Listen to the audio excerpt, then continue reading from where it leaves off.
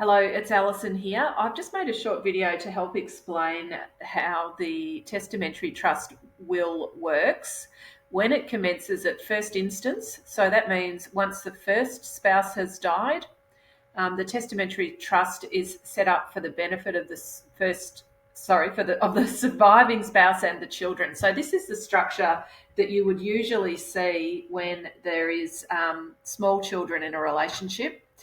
I'm also going to show you how the beneficiary classes work and also how the interplay of the beneficiary classes and the bypass power of the testamentary trust. So I've done a bit of a mock-up here of a will, and you'll see here the intention section at the start, which says that you intend to establish the following testamentary trust on your death. So it'll be the Alison Norton Testamentary Trust. The nominated beneficiary is my spouse. The initial trustee is my spouse, so the surviving spouse.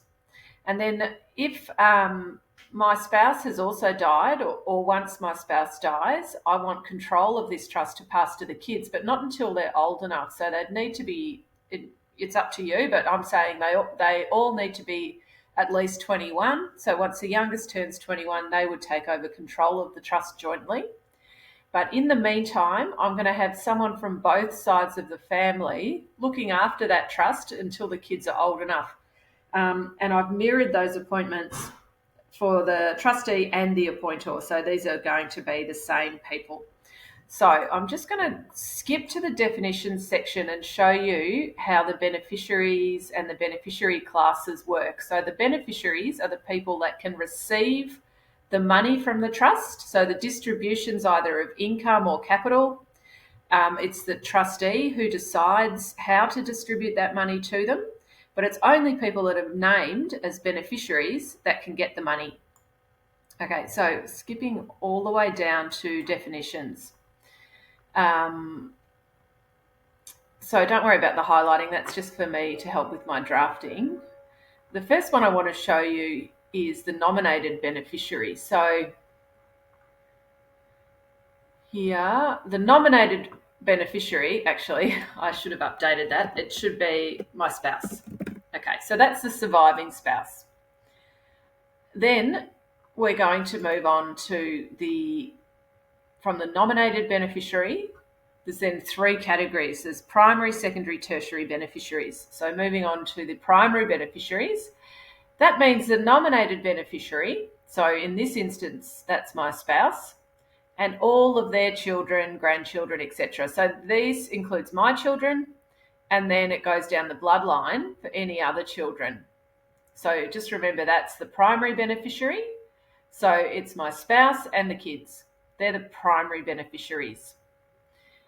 The secondary beneficiaries is each of the following in relation to me or a primary beneficiary. So that's my spouse and my children, their children, also any siblings. So that would be my spouse's brothers and sisters. So that is why I want a representative from both sides of the family as the backup trustee and appointor. So if they did want to distribute to themselves, they would have to act in cahoots. So if you think there's a risk that could happen, then they're probably not the right people to have in that role, because you do, if possible, you want to leave these classes as broad as you can because you get the best asset protection benefits and the most flexibility out of the trust. And then the last class is the tertiary beneficiaries, and this includes like related companies, charities, etc. And you have this in here because toward the end of the life of the trust, once everyone's died, there might not be too many people left to be able to distribute the trust assets to. So that's just like a catch-all. And then when you read through the will, you'll see that there's certain things that the primary beneficiary, so in this case, it's my spouse and the kids, there's certain things that they get that the rest of the beneficiaries don't. So one of the most important things that they have is this power here. Sorry, I've just scrolled right through there. So this is the gifts in the will. So you appoint your executor.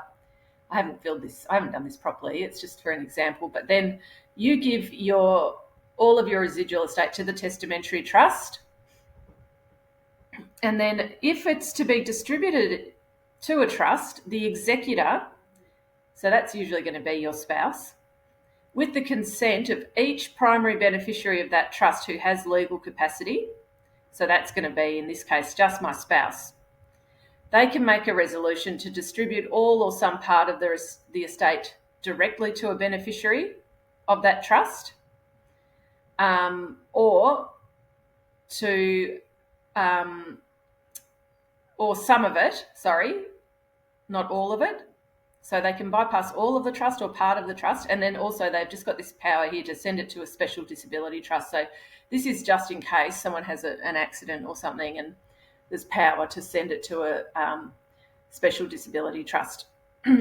Okay, so then if you have a search through the document and you look up principal beneficiary, you'll get to see the main terms where the primary beneficiary, where it actually is going to make a difference who the primary beneficiaries are. So that's the bypass power we just looked at. This is to do with a superannuation death benefits trust. Don't worry about this. It's keeping the accountant happy.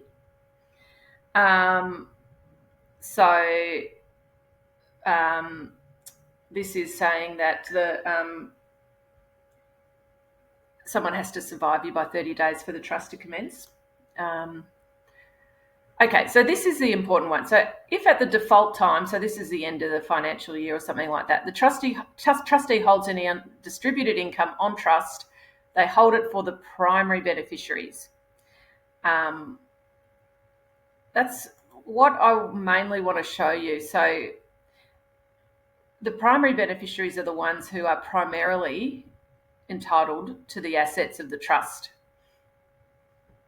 Okay, so that's it for this video. You're also welcome to ask me any other questions, but this is just an overview, hopefully to help understand how the trust works.